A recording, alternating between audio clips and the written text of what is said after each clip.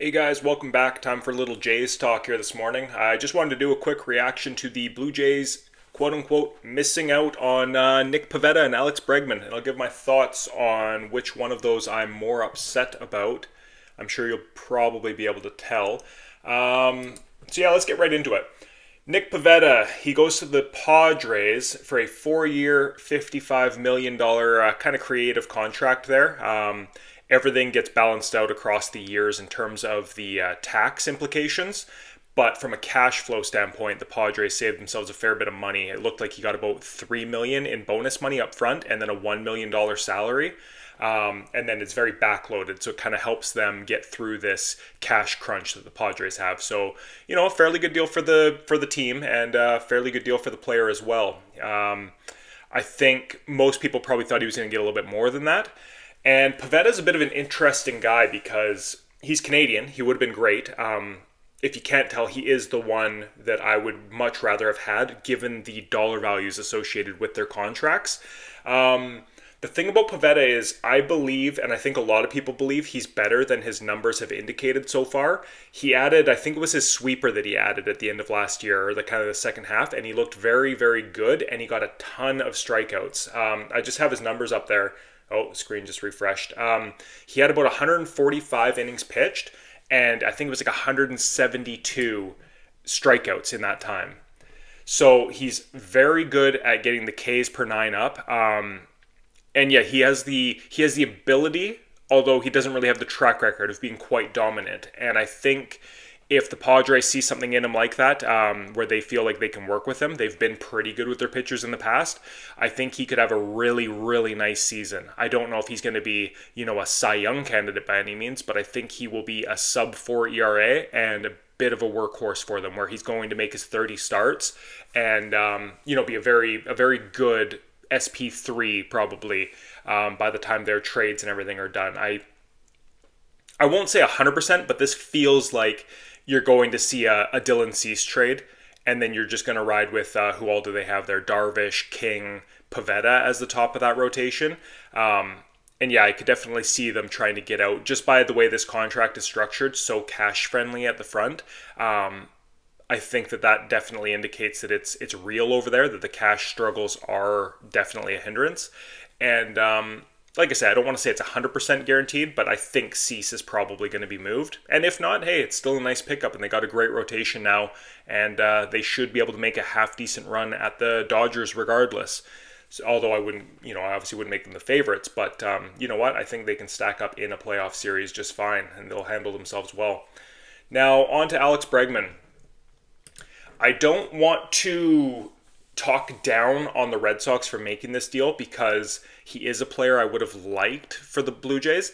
Just at this dollar value with the opt-outs, it feels like a very player-friendly deal.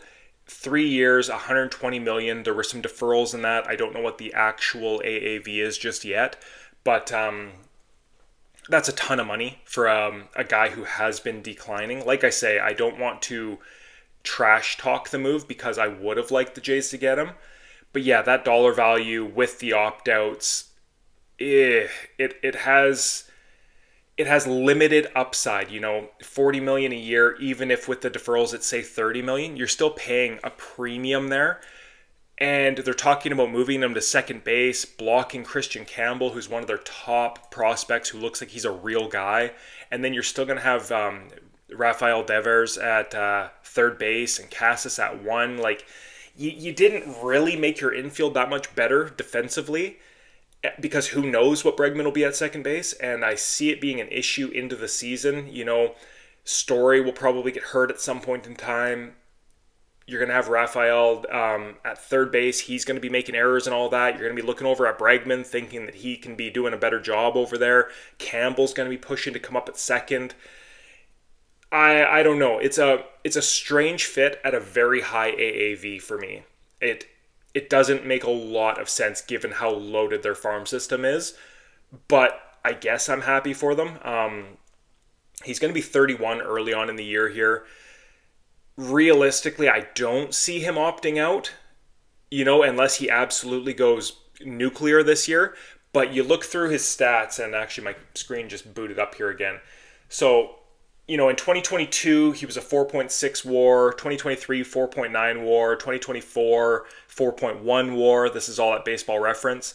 Um, I think if he's right around there, like maybe a slight decline or right around that 4 war again, I just don't see him opting out thinking he can get better. Like he saw how this year went.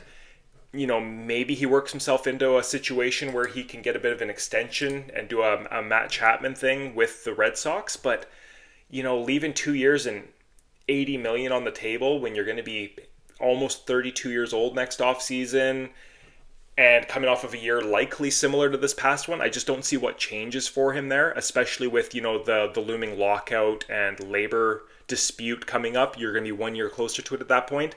I don't see how he gets out of this, or how he opts out of this deal. And I think the Red Sox are